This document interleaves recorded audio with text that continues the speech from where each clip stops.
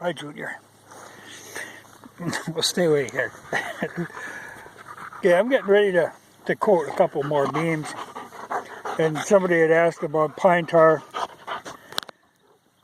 Again, I mean, this comes up fairly often. But what I'm doing it for covering those beams and for the ends, you know, what I do is after I cut a board, I will coat the ends to keep that end grain from starting to check.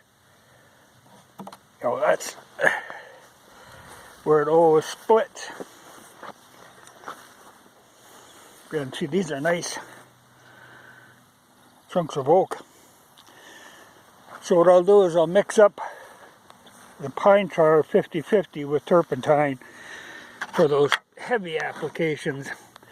And then, now this I'll leave sit out in the sun all day.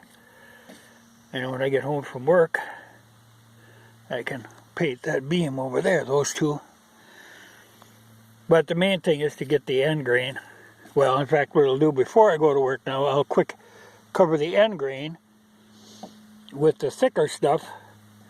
And then after it sits all day, it'll get pretty runny. It'll be easier to paint, and then I'll do the whole beam.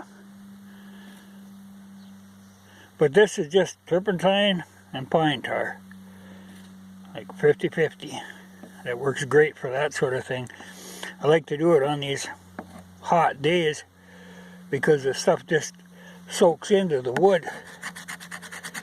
I don't have to bother with the torch. But I'm going to cover the blind grain and then I'll do the rest of it tonight. But stuff is really easy to work with. And if it sits out in the sun, like these have been out in the sun for a couple days, you know, it's dry to the touch. It's not like it's sticky. That just bakes right in. And I'll rotate these. You know, I coat two sides and I rotate them.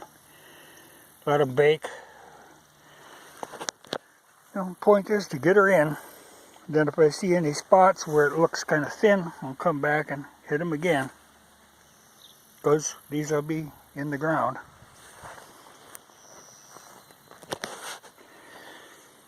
But it's nice stuff to work with. You know, if you just, you know, pick up like a quart of pine tar and a quart of turpentine, you can cover a lot of material with it.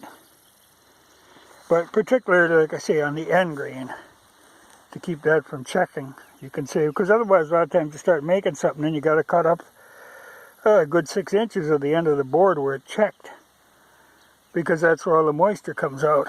So that shrinks first. So if you can coat that and slow it down so it dries even, you don't get the warping and checking.